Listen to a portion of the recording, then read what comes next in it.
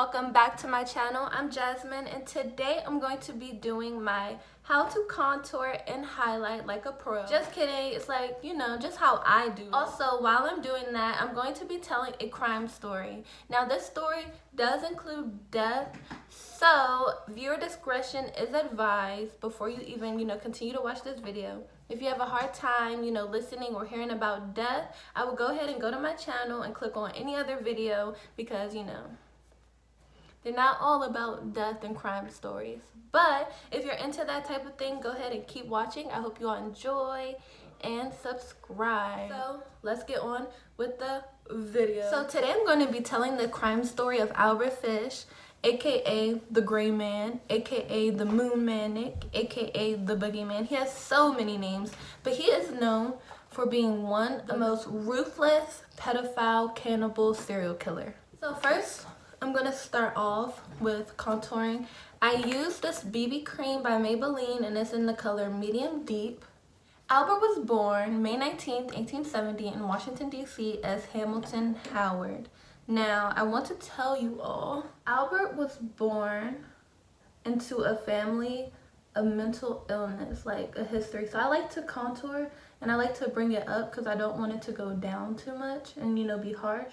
So let me tell you a little bit of background of his family's mental illness. So his uncle had mania, and mania is, and this is just like the normal Google definition, it is a mental illness characterized by great excitement, euphoria, delusions, and overactivity. His brother growing up was in and out of state institutions. His sister was emotionally disturbed. She had mental afflictions.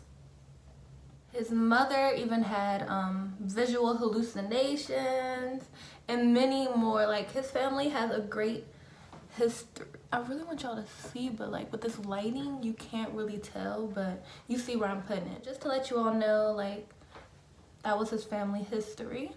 So around the young ages of his life, his family turned him into an orphanage. Now, I don't know if this was because they couldn't handle his actions or if it was just for, financial purposes, but he got turned into an orphanage. So during his time in the orphanage, Fish claims that he endured a lot of cruel punishment, sadistic acts towards him, regular beatings, and things of that nature.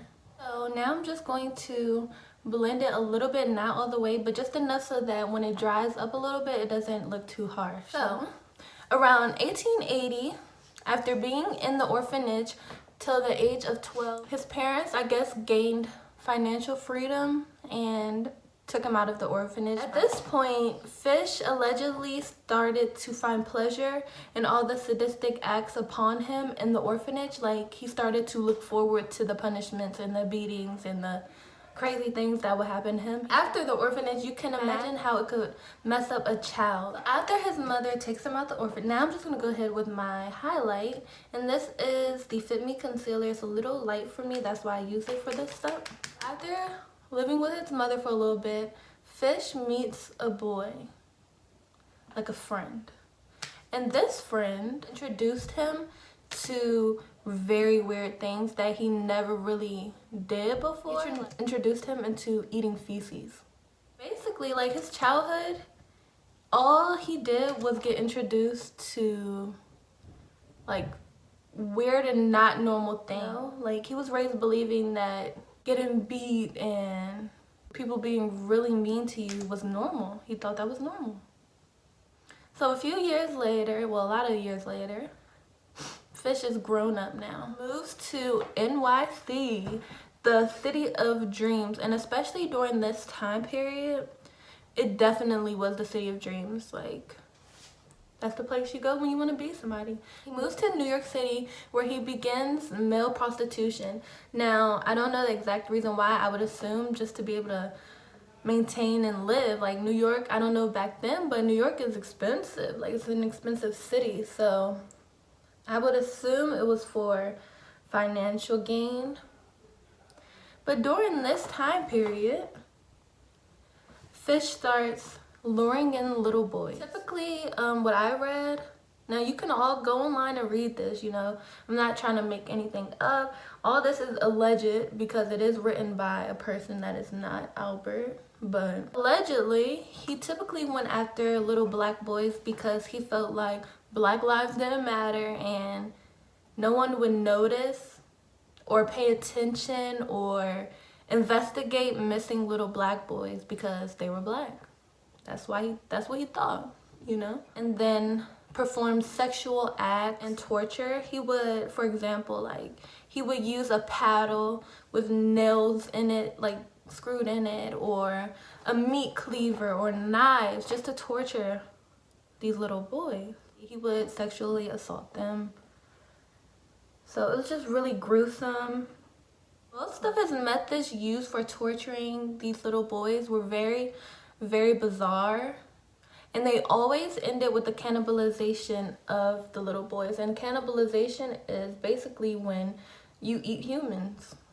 You're called a cannibal. So now that I've blended out all the harsh contour, I like to put another layer of highlight under my eyes. By 1898, Fish got married and had 6 beautiful children. Now you're like, he was able to find a wife?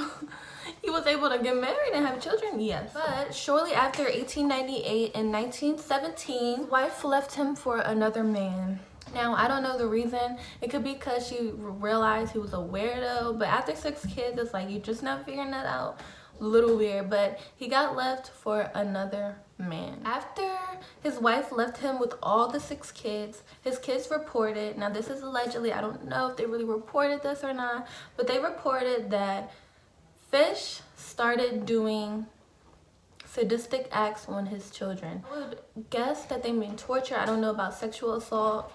Don't know. And also it's reported that Fish would even ask his children to beat him with like nailed paddles and stuff like that. Like his children would have to do that to their dad until he bled. Like he really felt pleasure in pain. He would even push needles into his own skin just to feel that pain, just to feel like that pleasure. Now I believe that this has to do with the orphanage, because at a young age you're really taught what love is, not like a relationship love, but from your parents, you know.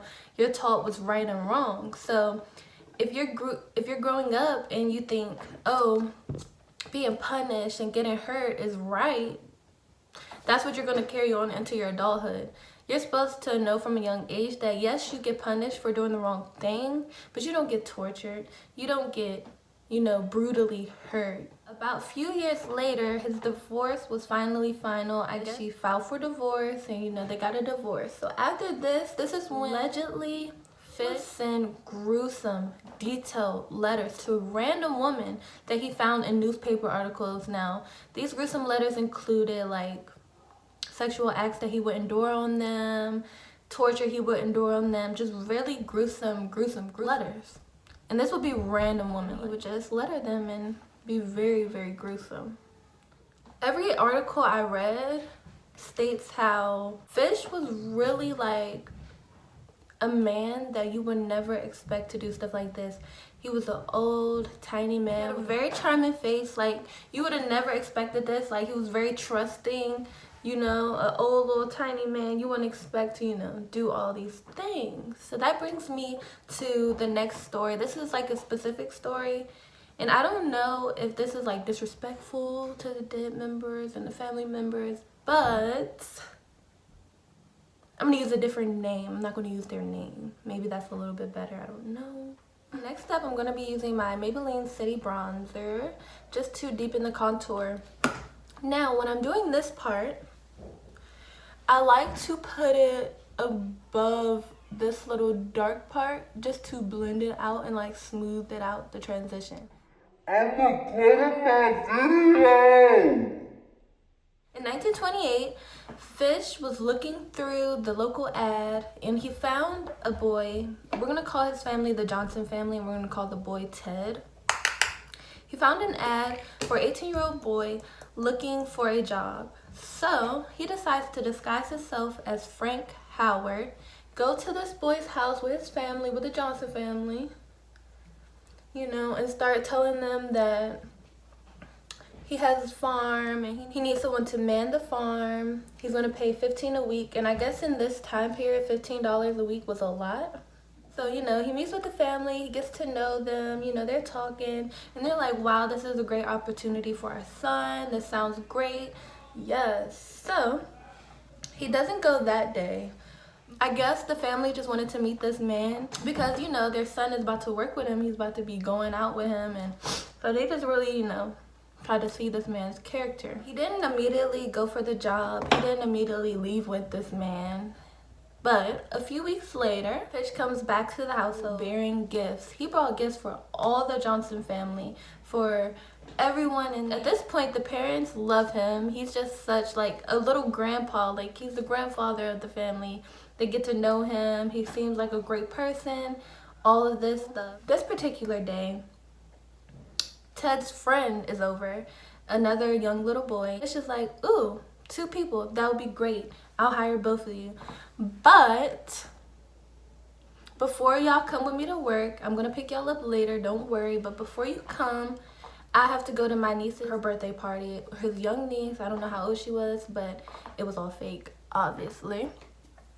He says that he has a party to go to for his little niece, and after that, he'll come pick them up. But in between telling them this, he asks if their 11-year-old daughter will call her Claire. So he's like, well, I'm going to my niece's birthday party. It would be great if little Claire could come, you know, have fun with the girls and, you know, really chill. So the family, the Johnson's family, being very trusting, Frank, Albert, he seems very trusting. He seems like a little poor innocent grandpa. They agree to this. They say, you know what, we'll trust you with our 11-year-old daughter. Go ahead, take her to the party, have fun, come back and pick up these 2 so they can go work at your farm. You know, simple. So without question, they agreed. He loads her up to the car. They're about to go, as far as the parents know, to a party. That was the last time she was ever seen alive again. After that, Fish, he disappears, obviously. Nobody has contacted him. Nobody has seen him. Nobody has called him. Nobody has found the body of this 11-year-old little girl. Nothing. It went like a cold case until 6 years later. 6 years later. This is what it's like filming in a full-packed household. They said just show them the ticket and they'll take care of it. 6 years later, Fish sent Mama Johnson a very gruesome, detailed letter of everything that happened to her 11-year-old daughter. Like, how bold is that?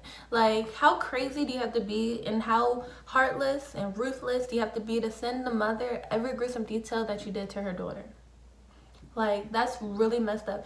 Now, I don't know if he was feeling remorseful and he just wanted the mother to have peace of mind, or he was thinking crazy, like, I want to hurt these people. I want to see their reaction to what I've done. I don't know what his logic behind it was, but either way, very cruel, very wrong. In this letter, it included details of her being beaten, cut up, and eaten. Everything, like, every little detail about the room she was in, about where she was at. Everything was in this letter. So obviously, after receiving this letter, Mama Johnson took it to the police, and then clearly didn't try to cover up who it was. So clearly after that, they went to go arrest him. After being in custody, Fish admits to over hundreds of people that he murdered. He admits like where they were or what happened, like every gruesome detail. He expressed that to the police. By 1935, he tries to plead insanity. He says that voices in his head told him to do it. Voices in his head told him that this was the right thing to do. Voices in his head told him, hey, let me kill these little children. After trial and everything, after all the evidence was put on the table, after all confessions about the hundreds of people, he was ultimately sentenced to death. In 1936, he was electrocuted at Sing Sing prison. And that concludes our story about Albert Fish, the ruthless, pedophile, cannibal serial killer. Thank you all for watching. I hope you all enjoyed this video. Please like, comment, and subscribe if you want more content like this. Also, like I said, this isn't the only thing I'm going to be talking about, so if you're uncomfortable with this, go ahead and check out my other videos and subscribe.